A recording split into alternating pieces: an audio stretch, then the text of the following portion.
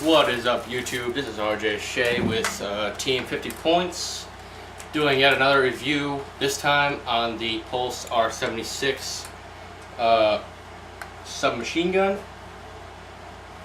And this gun is this gun is very nice. I would recommend it. A few things I don't like about it, I'll get to that further in the review.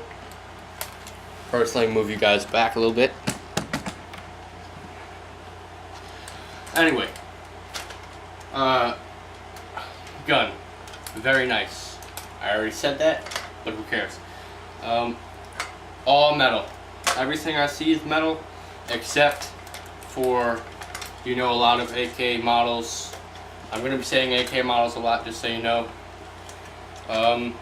The magazine release is very tough plastic, and I know that some people have had bad experiences in breaking the magazine release, which is right here, if someone can see it. And this way you can't get your mag back out, and I don't think you can get it in either. Anyway, while we're on the topic of the magazine holds 350 rounds. High cap mag, which means you have to wind it. A very light magazine, actually, not heavy, so you can carry many of them on your kit or your pack or your loadout or whatever you call it. And the spare magazines for this model and for a lot of the AK models I've seen, you can buy at Dick's for like $7. They have a bunch of them. At least the one near where I am, Jackson, New Jersey. Which mine's in freehold, but anyway, back to the gun. Adjustable sights for distance. All you do is closer, push this up, down, farther, down, down. I'm gonna keep them down so it looks nice. 4 rails, 2 on the side, 1 on top, and 1 under barrel rail. Obviously, it's pretty noticeable, the adjustable buttstock. When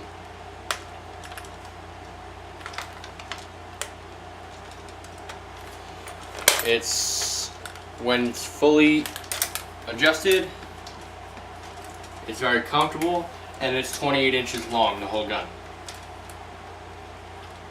So, with that said, the gun weighs 4.5 pounds, maybe 5.5 pounds with the mag. I'm not sure if that's measured with the mag or without the mag. You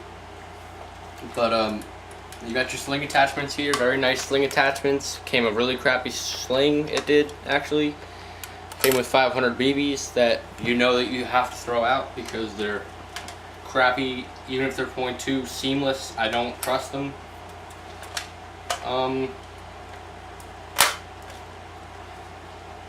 These sights are, the front sights here are plastic, and the weird part about this gun is to see down your sights with the rails on it, you have to look through the rails, which I feel like is weird because I'm always tempted to just look over the rail at my sights because I use the M4 a lot, which usually your top rail is your sight. If you have my M4, I have the King Arms Colt M4A1 Ultra Grade. Let me get this out of the way so I could show you something else. The safety. Normally your AKs, I forget what they say, but I know that they're in Russian. But the setup is pretty much the same, meaning you got your safe at the top, full auto in the middle, and semis on the bottom.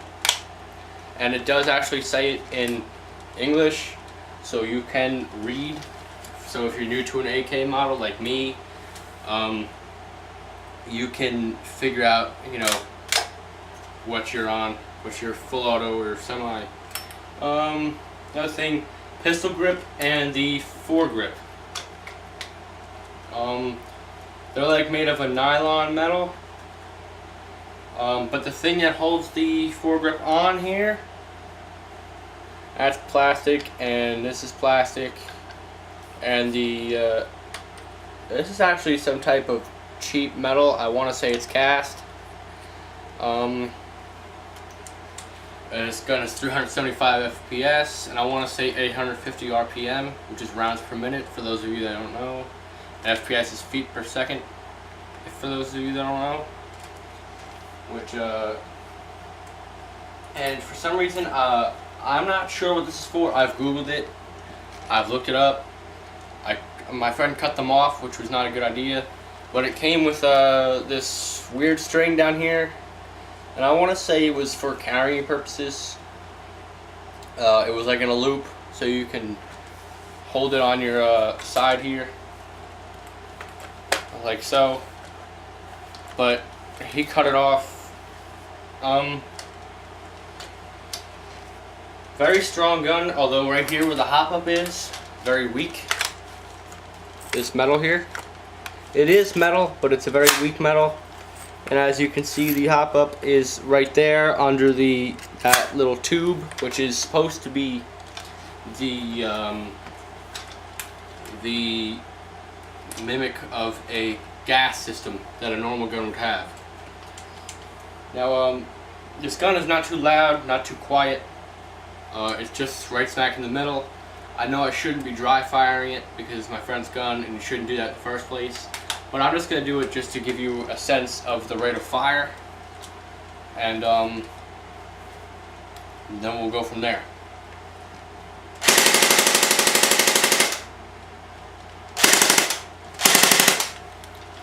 So, that's the rate of fire. It's got some knockback to it, I have to say. You can definitely feel the gearbox going about in there, which is normal for any gun, which is stupid for me to say. But, also, your typical AK models, where your battery is, right here, where my hand is, it comes off. Now you know that when you have a typical AK model, you got that button right there. That is the button to get the thing off. But however, I'm not sure on other AK models. I don't use AK models that much. But but this thing for the battery, man, that's the thing that houses your stick battery. Very hard to get back on. I would not recommend switching batteries during a skirmish like I have done, or during a firefight, which is oh shit, I have done it. I shouldn't have had my finger on the trigger there. I was dumb. I have done it only because the M4, for me, it's easy to get off, get back on, get back into the fight. But I suggest you have your batteries charged up and ready to go before a skirmish, or just like a backyard game. This gun will definitely do well in a backyard game or a skirmish. Even on the website that I've looked on to do, my studying on this gun, because I don't like to come in uninformed on a review.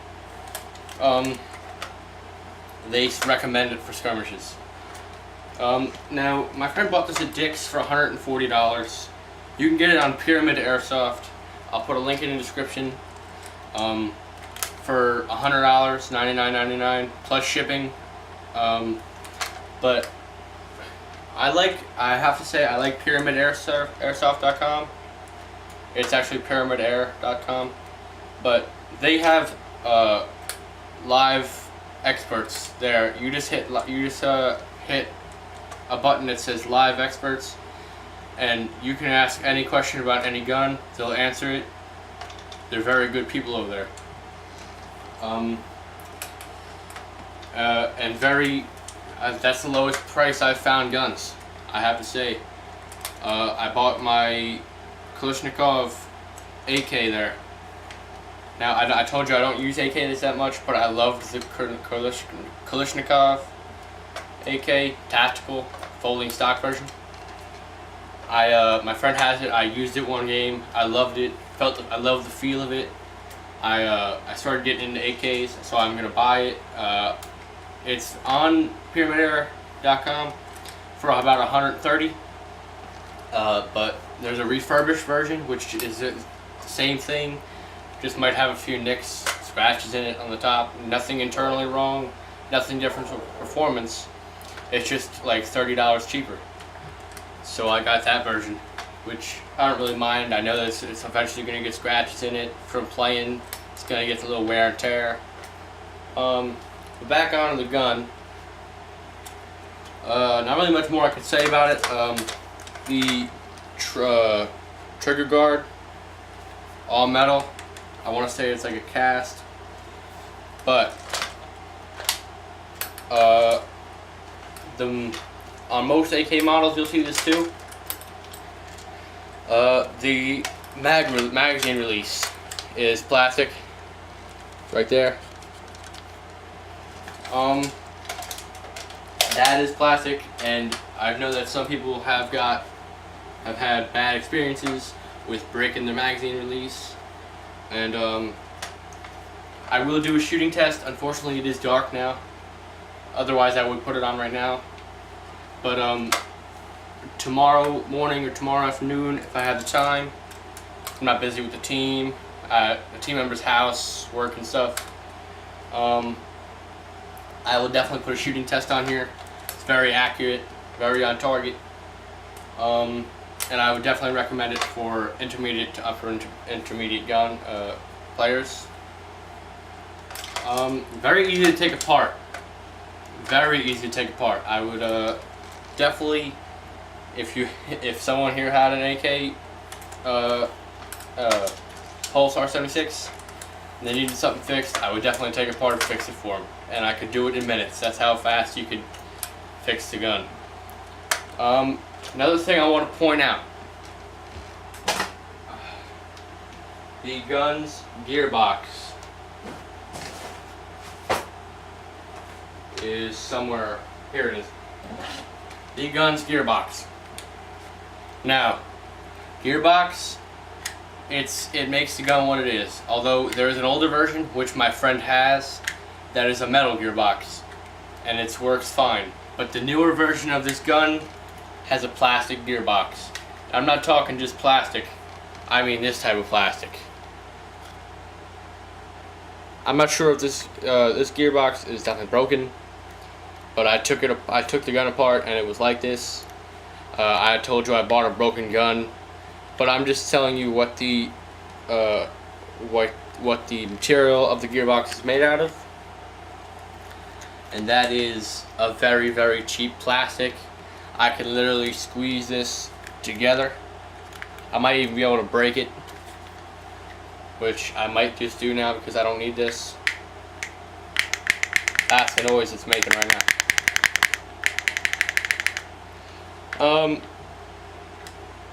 But I'm not sure how the gun will fire now the newer version has come out. But this older version, if you're buying it off a friend, it's an older version of the gun, I would take it. Otherwise, you might have problems with your gearbox if you get a newer version, and it's not a cheap gun. I guess people who buy $500 guns would say it's a cheap gun, but people like me who don't have all that kinds of money, it's not a cheap gun. But I would definitely recommend it for intermediate to upper intermediate players. And that's the end of this review. The shooting test will go up tomorrow. And please subscribe, rate, and like this video for more updates on our videos. And good airsofting. Have fun, guys.